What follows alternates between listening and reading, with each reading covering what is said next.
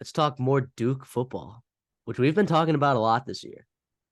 You know why? Because they're playing in big time games. Once again, Duke They on the deserve it. road, They deserve it. playing the Jeff Brom, fighting Jack Plumbers at Louisville. Spreads Louisville -4. I believe there's some 4.5s out there. Not entirely sure, but I mean, is Riley Leonard going to play? I was shocked that he went out there on the field and played against Florida State. I was shocked. I was a little bit upset. A little bit I'm upset sure about that.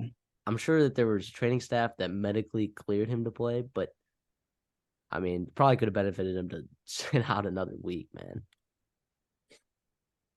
So, I mean, but granted, Duke played really well, played Florida State really well until that fourth quarter. Just kind of got burned out there. Miles Jones is the number one graded cornerback in PFF. He handled Keon Coleman. Will he handle incredible Jamari Thrash? I don't know. Two very different players in terms of their physicality and their specialties and what they do as players. I think the key is here. I think Duke just got to stop the run here. Jawar Jordan, I think just got to stop the run. Yeah, and also like to me, I think the most important player, regardless of who plays quarterback, I think if Leonard plays, I think he's going to be hobbled, like we saw in that first half against Florida State. And if they're backup quarterbacks, and they're obviously limited with their offense, it's about Jack Plummer, right? We saw him play and take care of the football against Notre Dame, and let the rest of the team help him win the football game. And Jeff Brom had a brilliant plan how to attack that. And then we saw the next week against Pitt, and he had 3 turnovers. And they got shut out in the second half, and they lost by 17 points to an awful Pitt team. Terrible Pitt team. Yes. Terrible Pitt team. I mean, that's been Jeff Brom's career at Purdue. We've seen it where they get up for these big games, and then they drop a game where they shouldn't lose, right? But they had a bye week. Get a chance to get it right. Chance to sit with that loss all week. I'm going to take Louisville at home. I'm going to take them to win. I'll take them to cover. I'll take the 4 points. As much as it's annoying, like we talked about it, Utah, like picking against Kyle Whittingham, like typically is a bad idea. And picking against Mike Elko this year and in his career at Duke has been a bad idea.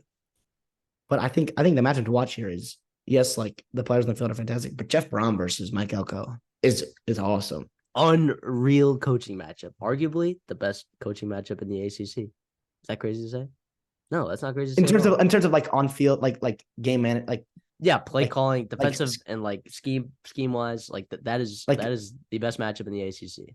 You give someone 7 days to prepare their team to play football. Like offensively, I'm going to pick Jeff Brom. Defensively, I'm probably going to pick Mike Elko in the ACC. It's fantastic. I do think I just feel bad for Duke, man. I feel bad for Duke. I think Louisville's pissed off though. They still have a chance to make the ACC championship game, right? And so does Duke, for that matter too. Both these teams are one loss in conference. Because North Carolina lost. Yeah, to Georgia Tech. That's why they still have a chance. Or to Virginia, but to Virginia, yeah. That's even worse. Gosh.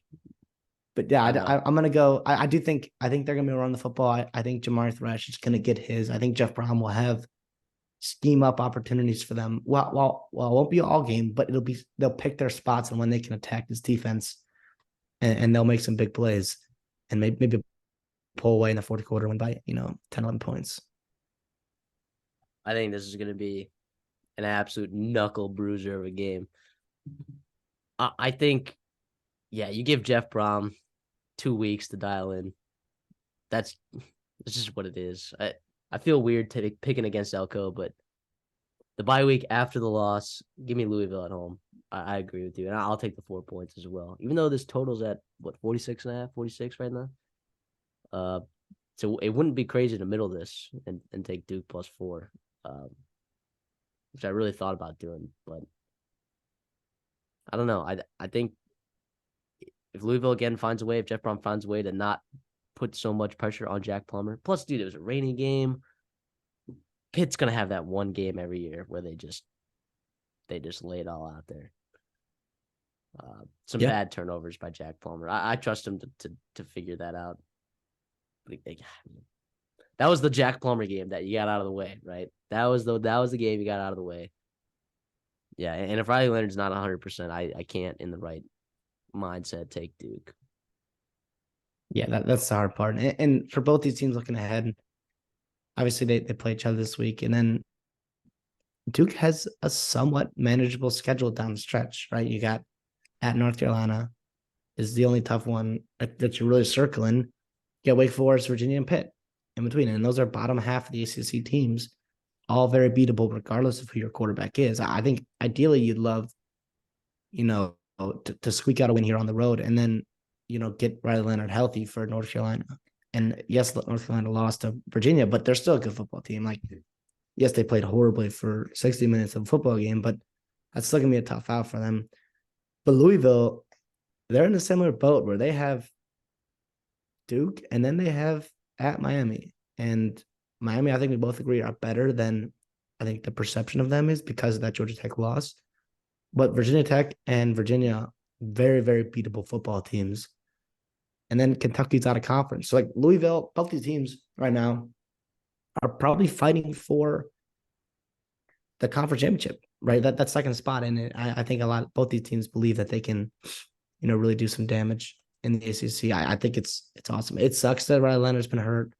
I think if Duke is going to win this football game, they're going to have to run the football well and trust in Mike Elko's defense, get some short fields, capitalize on turnovers, which they typically do as a Duke football team. But yeah, it's going to be about run the football for both these teams. You mentioned Joe Air Jordan. Both these football teams need to run the football.